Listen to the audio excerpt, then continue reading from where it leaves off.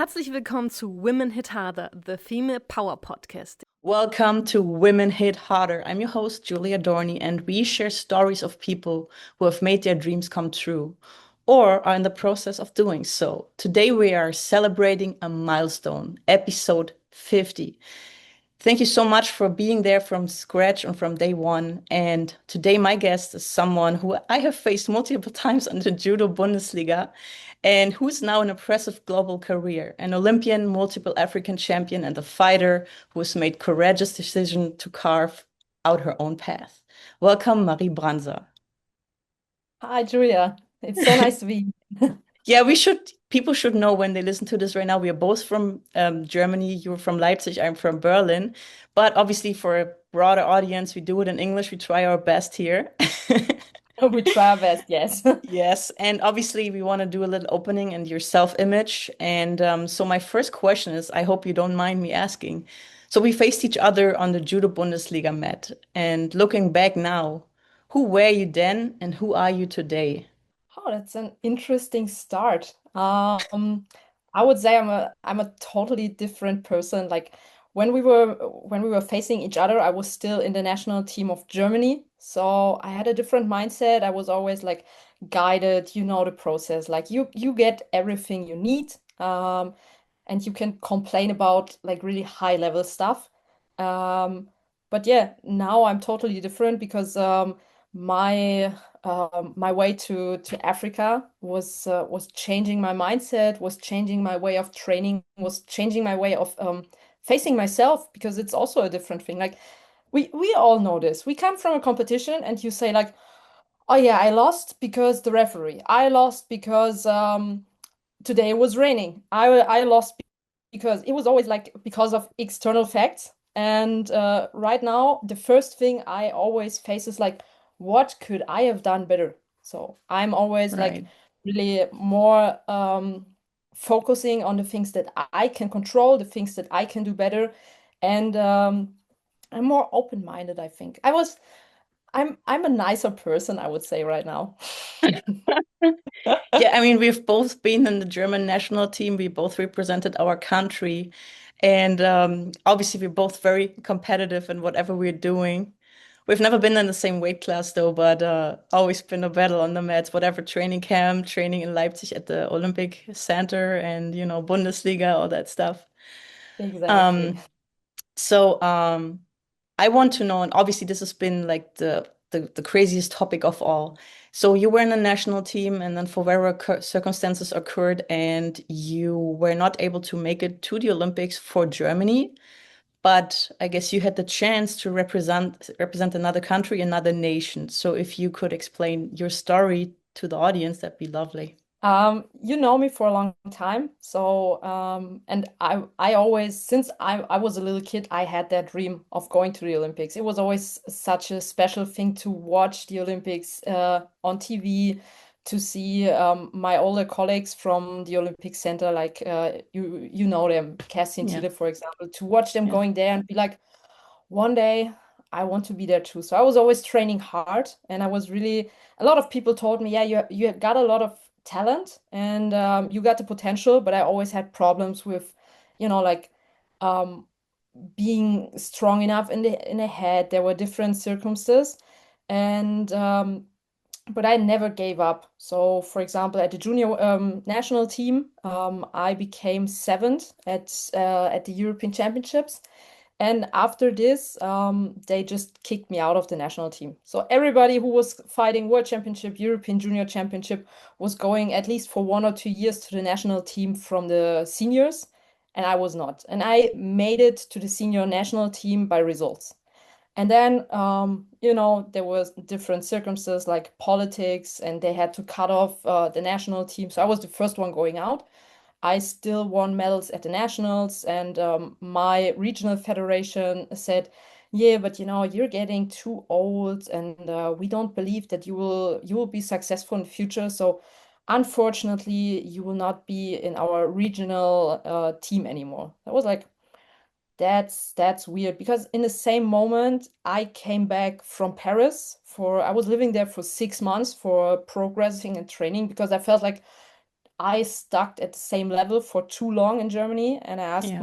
my coaches, so what can I do? Where can I go? They offered me different possibilities, and then it was Paris. And they said, you can come back whenever you want because nobody believed that I would stay there for longer. I was there with a friend, you know her, Lisa Müller. She was Hmm. also in the national team. We stayed there, and it was planned to be for 3 months. And after 3 months, we said no, we will stay longer. And everybody was shocked, like they never believed that we would make it there, and we really became better. And so I was like, this is no option to stop right now. And my coach from Paris was a really successful coach with different Olympians. And he also had the experience with politics stuff and everything. He said, there's two options. You stop right now, but then everything was like wasted time. Going Hmm. here, doing all the hard stuff. And the second option is you go a different way.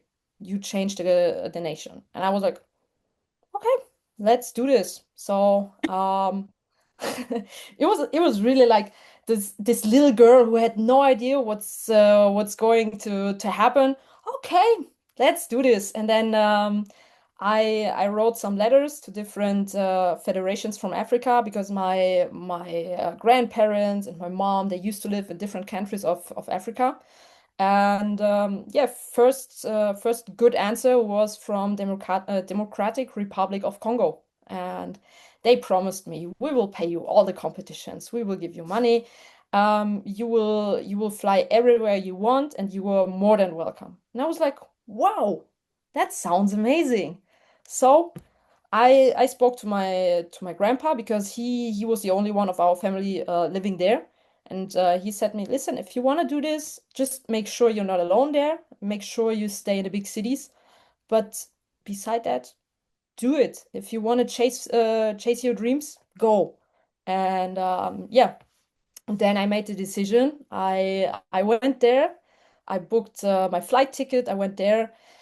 And yeah, they picked me up from the airport. I had to stay there for 2 weeks. I made my first crazy African experience. And then I had my passport. And then I started to fight for Congo. And I made it until Tokyo, until the Olympics. And I became really like a role model there. Like it was crazy. Just before the Olympics in Tokyo, I went there, and I will never forget that moment. I was in the airplane. We went down to Kinshasa, and just someone turned around and was like, "Oh, this is Marie Branser," because I became the first ever African champion for Congo. So like nobody had this title, and everybody was turning around. And when we were landing, everybody stood up and started like, woo! It was crazy, and I was like, oh, what did I do? And I came out of the airport, yeah, like those football stars when they arrive in their country. Exactly the same.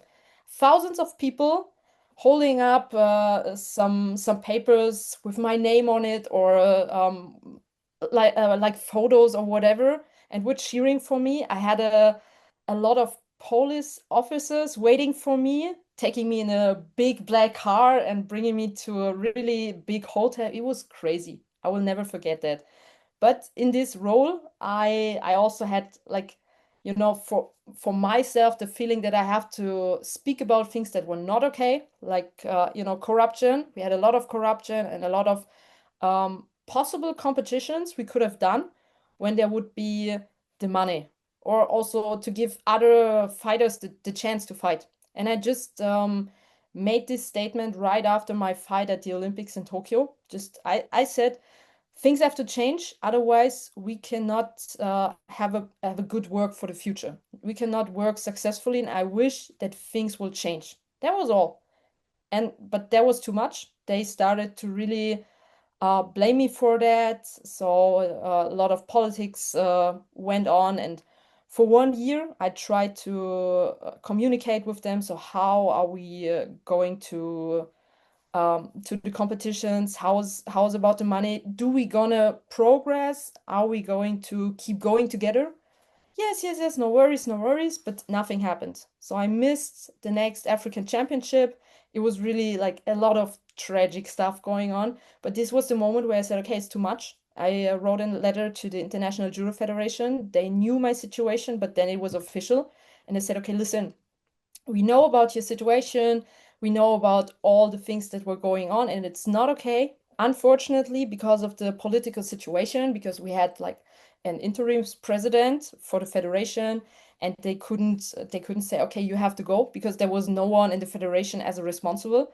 They said we cannot help you in Congo, but you have to change.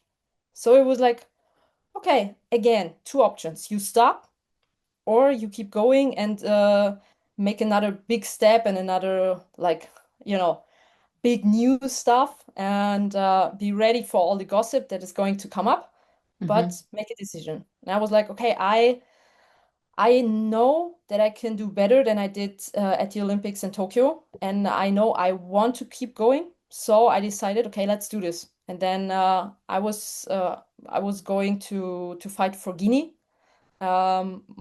Fortunately, my whole family lived there, even my mom and my uncle for 2 or 3 years. And yeah, then it was easy. I got the passport, and since then I'm fighting for Guinea and made my second Olympics. Or another federation. So Germany, Congo, Guinea. Yes, I have three passports. And you still have them. Wow. Yes. My God, that's really an inspiring story. You know, you just have that dream no matter what. And obviously, in that case, it's not just about the country or the nation you're representing, it's also about you and your dream, right? And I guess people Exactly. always will have opinions on whatever you're doing. You just have to learn how to deal with it. Exactly. I think it's always the situation. You notice if you do something that is not common and people start to get to know you, they will always talk about you. So you have to be sure you make it for yourself and know your friends, know the people who are next to you, and this is what's important. So people will always talk. Above all, the people who were like, "Oh, she will not make it happen," and then I made it 2 times to the Olympics. Of course, people will talk any bullshit, but who cares in the end? Right, because those opinions don't pay your bills, right? And they definitely not don't fulfill your dreams. Exactly, exactly. So let's talk about your inner circle though, or the press or all the negative stuff. So what was stuff that you were facing? How did Germany, did DJB, DJB react? How did the IGF react? How did like people, media, local media react? In the beginning, I think a lot of people were like laughing about it. So like, "Oh, you're going to Africa, but you're white." And I was like, Oh, "Oh, wow. Yeah, that's yeah. So we start stereotype. like this. That's the high standard. Funny." But the fortunately, the DGB they didn't give me any punishment or they let me fight. They said it's fine, go, good luck. Yeah. And I had a good relationship with them. And still, when I was at some camps or in the competitions, I still greet the team. And there's not like any official bad blood. I think a few people will always talk behind your back, but I cannot change that. So when I meet them, I'm always friendly. I'm always like, "Hi, how are you doing? Everything fine?" Um, IGF was really supportive. Like they also paid a few competitions for me, and in some cases, I had a lot of good support. Yeah, but here around Leipzig, there were some people who were not really like positive with this case. So they really started to do whatever they could to have bad publicity with me. There was an example. It was, I think, my second big interview after my change to Congo. Mm, Someone came and said, "I want to make an interview about your change and why and everything." I was like, "Okay, that's fine." And she was in the same company like the woman that always had a problem with my change. I don't know why, because she was also really professional athlete. She had a lot of success. She became third at the Olympics, things like that. We never had a bad relation. But from the moment where I decided to switch, she was my biggest enemy. And I don't know why. Still until today, I don't know why. Because it was not her issue. Like I didn't take money from Germany. I had no support from Germany. I built up my own team. I was working in times for preparation for Tokyo above all with the Corona situation. I had my coach and I had one training partner, and that's all. For the whole preparation, I did it on my own because I knew what I wanted to make happen. And so I didn't use anything from here. But she tried to do everything she could. So she was working with that woman in the same company, and we had the interview. Everything was fine. I was a little bit like, oh, she's not my biggest fan, but that's okay. I said everybody has their own opinion. I will explain my point of view, and if you have a different point of view, you can tell me, and we can discuss about it. And then she didn't send me the interview, and I just were hearing it and reading it, and it was like totally different to what I was telling like in the whole interview process. She just took whatever she could use for making it like look really, really bad, that I would use African people for my goals, for my purpose, that I'm really egoistic, stuff like that. And it was So like, she kind of framed you. She put you in this exactly. frame where, okay, I understand. And Yeah, instead yeah, of yeah. being objective, very subjective, very Yeah, yeah, yeah, yeah. I guess Exactly. emotionally colored, if you want to say that. Mm-hmm, mm-hmm. And so yeah, that was quite hard. And also now at the Olympics, I was facing in the second round, I was facing the German, Anna Maria Wagner, and it was like everybody was talking about it. It had to happen because everybody was like, "Oh, it would be amazing if you guys would meet each other." I was like, "No, it would not be amazing because I it's not like I hate fighting her, but a little bit because she's really tall and I love to fight more like different styles, but fighting with Anna I never preferred. So it was like, okay, we cannot change it, but it's like that. So all the medias were running on it. Like, ah, look, now Anna Maria Wagner is facing a German in the second round, blah, blah, blah, blah, blah, blah.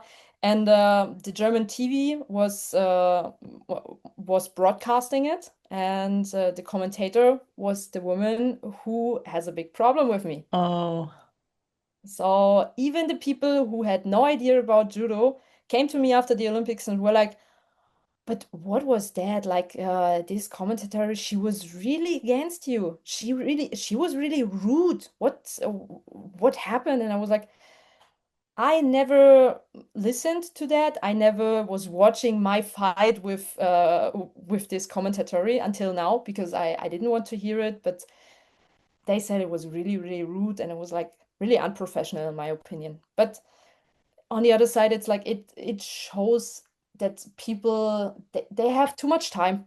They have too much time and too less problems in their life. So instead of focusing on yourself or being like, okay, I don't like what you're doing because of reasons, but it's your thing, and as long as you don't bother me, I will not bother you. That would be okay. Like I was gonna say I'm maybe your case, even though there was some, whatever the case may be, some rivalry or whatever underlaying, maybe your case was absolutely used to be a clickbait. You yes, know, like jump on it. Wow, I was the broadcaster. I did the commentary and look, and here's all the clicks and people, even though they had no clue, now they know. Maybe she yeah. just used it for her own purpose, you know? I don't, Yeah, you never know, but you never it know. was like a little bit it's a little bit sad that people are treating you like this, but I think it's part of the game. So you have to deal with it and you have to always keep smiling and be like, okay, this is your Life is too opinion. short to be sad, right? Exactly. Life is too But short and I was gonna ask you, how did the fight actually end with Anna? I lost. I get three penalties. I really Oh, didn't understand like some of the penalties because it's really, judo is always about getting over the distance, and she's much taller than me, so she always took the distance, and as I'm a little bit shorter, I always look a little bit more passive, but I'm the one who's always trying to go over the distance to move her, things like that. And I didn't made it over the distance. And I took the risk when she was going for an attack to make a counter.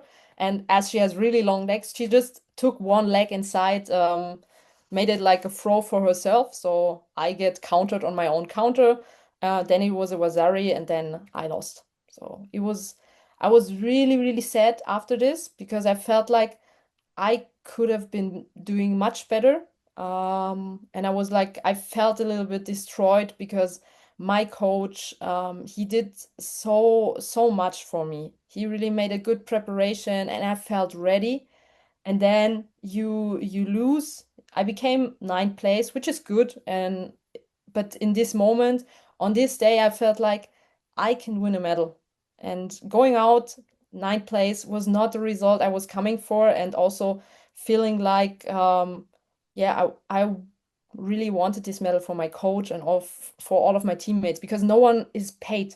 So, for example, in your case, you have all the stuff around you in MMA, and you have to pay the people, of course. But how can I pay the people? Because I don't earn any money with judo. So the people were like, "We believe in you. We really support you," and they supported me the whole way. And so I wanted this medal for my team. Unfortunately, I didn't make it, but I'm still proud.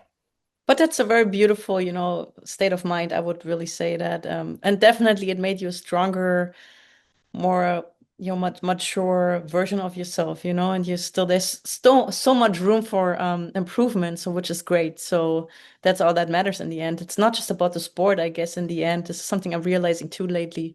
It's really about the person that you're becoming through that sport or that platform or whatever, all the stuff that happens to you, good or bad or whatever. It just in the end makes you, a more complete human. Because remember when Exactly. 10 years ago, when I was still in judo, I was just in my judo bubble. Everything was judo, judo, judo, judo.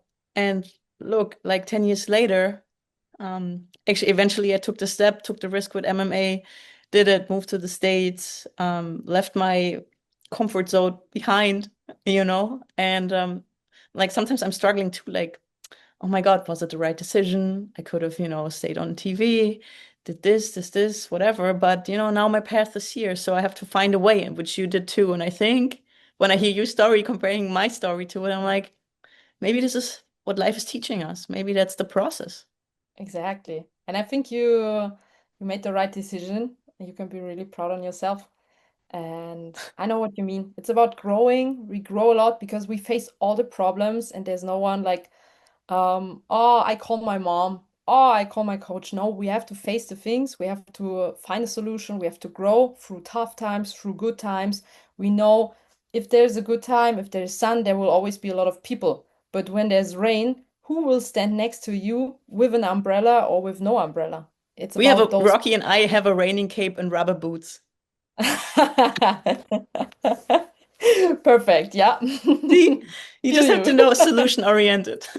But I would Yeah. love to ask you also about obviously it wasn't just now that you say it and sum it up, it seems like, oh my God, everybody can do it and it seems so easy. But obviously moving to a different country, training there, cultural stuff, being a woman, being, white, being this, being that. Let's hear about your cultural difficulties that you had also training wise. How was the training over there? How was it different? What was things you had to face? Well, it was a totally the first time was a cultural shock because you come from Germany, you come from your own bubble where everything's perfect. You just have as I told you, like the high level problems.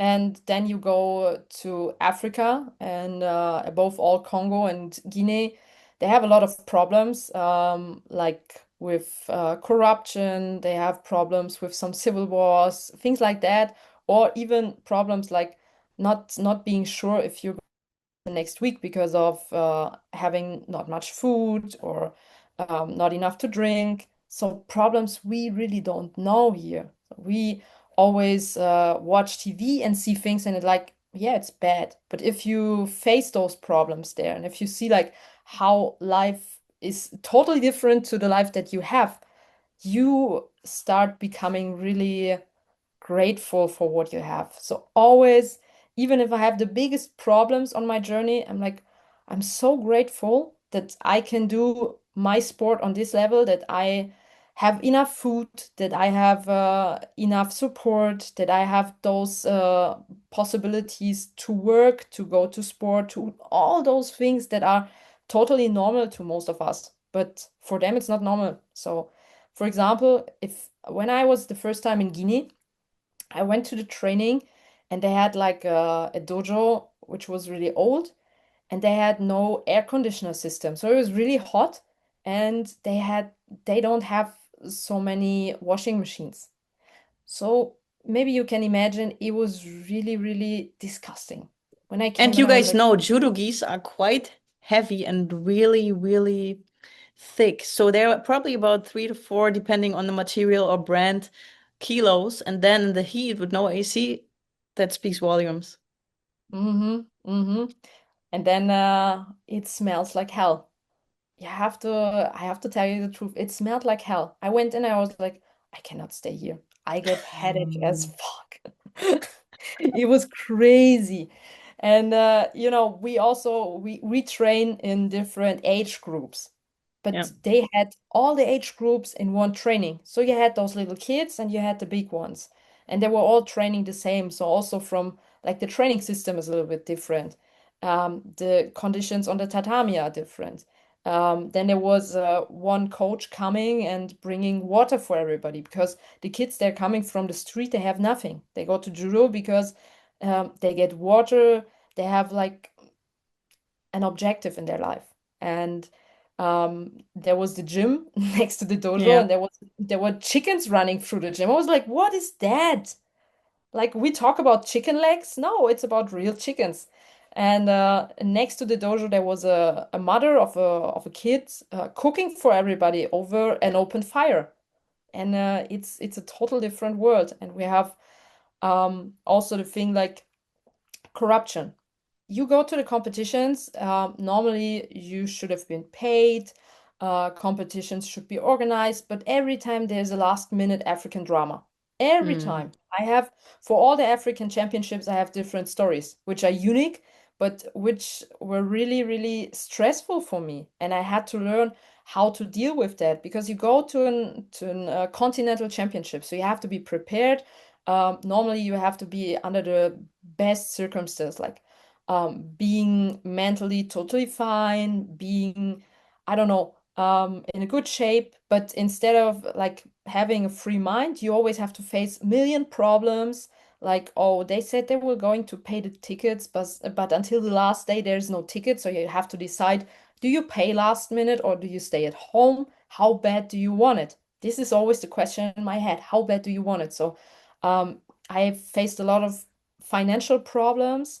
Um, as you try to speak with the president, for example, about those problems and about, hey, this is not okay. You still owe me a lot of money.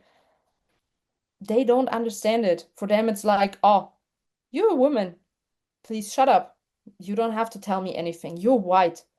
um, I will not listen to that. So, or they ignore you, or they really start being rude about, that you're a woman, that you're white, whatever, because they don't know how to act in this situation.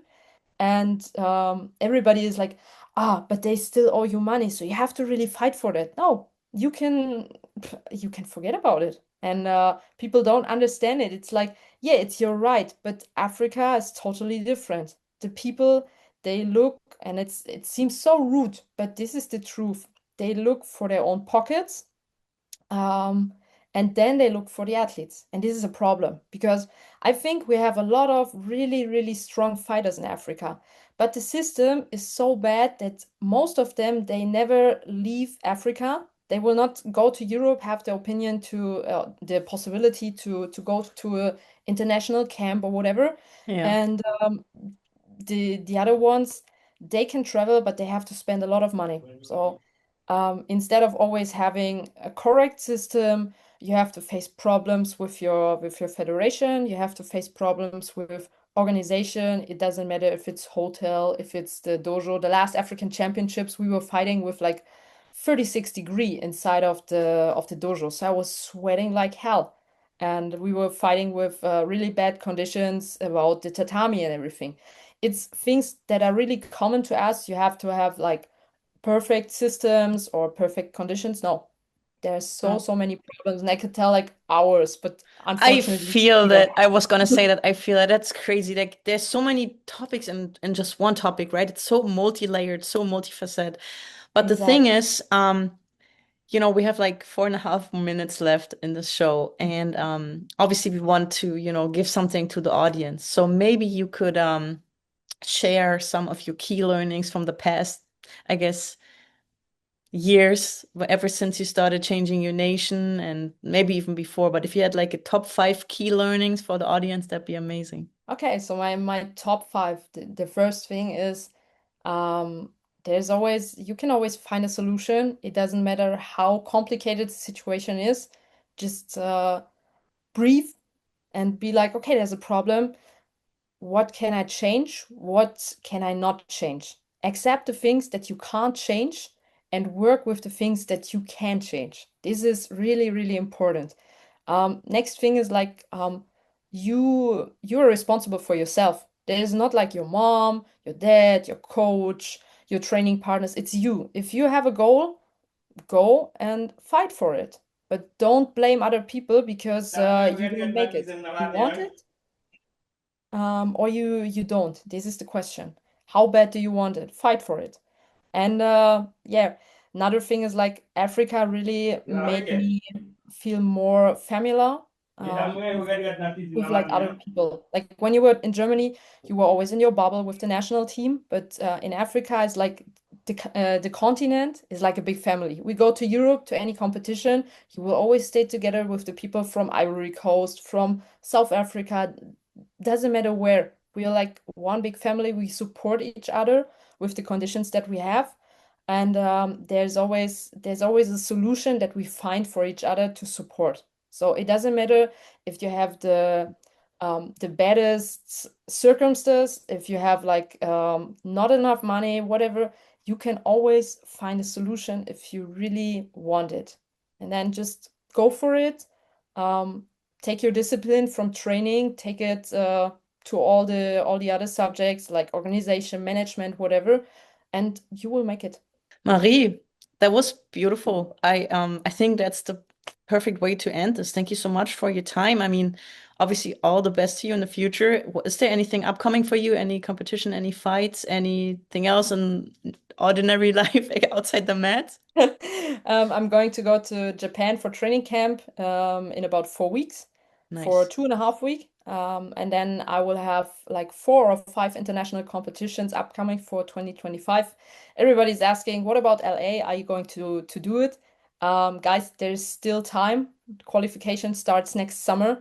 And my life plans changed. I wanted to stop judo and start my family life. Things changed. So I still have the possibility to keep going. And as long as I feel good, as long as I stay healthy, as long as I can do it with work, with everything, I will ride the wave. I will enjoy the process. And you never know, maybe we see each other in LA. I love it, Marie Branser. Thank you so much. Women Hit Harder, episode 50. That was a wrap. All the best for your future endeavors, and obviously stay healthy. I hope I stay healthy too. Everybody stay healthy, and see you guys soon. See you guys. Bye. Thank you. Bye.